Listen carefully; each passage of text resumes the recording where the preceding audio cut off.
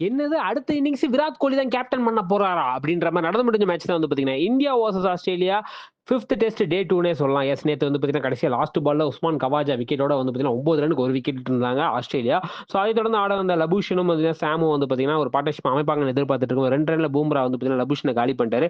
So ஸ்மித்தும் வந்து பார்த்தீங்கன்னா, சாமும் partnership அமைப்பாங்கன்னு எதிர்பார்த்திருக்கோம். சாம் ஒரு 3 4 அடிச்சா அப்படி 38 பாலுக்கு 23 ரன் இருக்கும்போது, சிராஜ் வந்து பார்த்தீங்கன்னா, "போப்பா சாம் வீட்டுக்கு போ" அப்படின்ற மாரி அனுப்பிச்சு விட்டாங்க. அந்த பக்கம் வந்து பார்த்தீங்கன்னா, பிரசித் கிருஷ்ணா தன்னோட ஃபர்ஸ்ட் ஓவர்லயே வந்து பார்த்தீங்கன்னா, வேற லெவல் ஸ்பெல்ல போட்டாருன்னே சொல்லலாம். ஏன்னா 57 பாலுக்கு 33 ரன் இருக்கும்போது வந்து பார்த்தீங்கன்னா, ஸ்டீவ் ஸ்மித்த வந்து சூப்பரா காலி பண்ணாரு. அதுக்கு முன்னாடி ஹெட் என்ன ஆனாரு சொல்லுங்க? அவரு ஸ்மித் போறதுக்கு முன்னாடி ஹெட்ட வந்து சிராஜ் தூக்கி விட்டாருங்க 4 ரன்ல அப்படின்ற மாரி இருக்கும்போது, புது பிளேயரான வெப்ஸ்டரும் வந்து பார்த்தீங்கன்னா, அலெக்ஸ் கேரி வந்து ஒரு நல்ல பார்ட்னர்ஷிப் அமைச்சு வந்து பார்த்தீங்கன்னா, ஒரு 105 பாலுக்கு 57 ரன் வெப்ஸ்டர் எடுத்தாரு. அலெக்ஸ் கேரி வந்து பார்த்தீங்கன்னா, 36 பாலுக்கு 21 ரன்.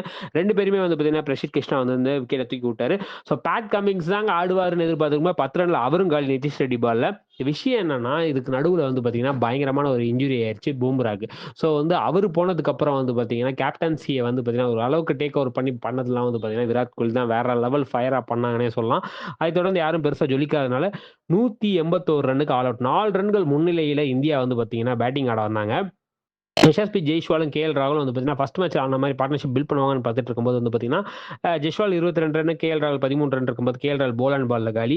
அதைத் தொடர்ந்து சுமன் கில்லும் பெருசா ஜொலிக்காம 13 ரன்ல வந்து பார்த்தீங்கன்னா, வெப்ஸ்டர் பால்ல காலி. போல் அண்ட் பால்ல 22 யஷ்வால் காலி. என்னங்க ஸ்மித் அதே மாரி தான் நானும் அவுட் ஆவேன் பார்க்குறீங்களா? இந்த மேட்ச் ஃபுல்லா எடுத்து பார்த்தீங்கன்னா, இதே மாரி தான் அவுட் ஆயிருப்பேன் அப்படின்ற மாரி வந்து பார்த்தீங்கன்னா, ஸ்லிப்ல கேட்ச குடுத்து வந்து பார்த்தீங்கன்னா, போல் அண்ட் பால்ல 6 ரன்ல காலி. ரிஷப் பந்த் என்ன நெனச்சாரு, ஏது நெனச்சாருன்னு தெரியல. T20 மாரி ஆட ஆரம்பிச்சுட்டாரு. 33 பாலுக்கு மனுஷன் 61 ரன்னு வெளுத்து வாங்கிட்டாருன்னே சொல்லலாம்.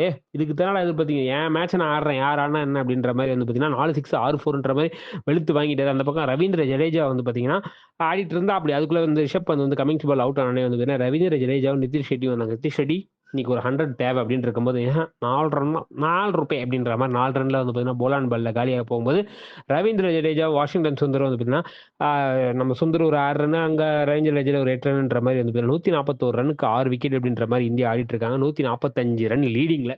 ஸோ வந்து இன்னும் 3 நாள் இருக்கு. எனக்கு தெரிஞ்சு விக்கெட் லாஸ் ஆகாம ஆடியிருந்தாலே ஈஸியா நம்ம ஜெயிக்க வேண்டிய மேட்ச். என்ன பண்றாங்க, ஏது பண்றாங்கன்னு பொறுத்து இருந்து பார்ப்போம் அப்படின்னு சொல்லிட்டு இந்த வீடியோ உங்களுக்கு பிடிச்சிருந்தா லைக் பண்ணி, ஷேர் பண்ணுங்க, கமெண்ட் பண்ணுங்க. மறக்காம நம்ம சப்ஸ்கிரைப் பண்ணுங்க. நன்றி, வணக்கம்.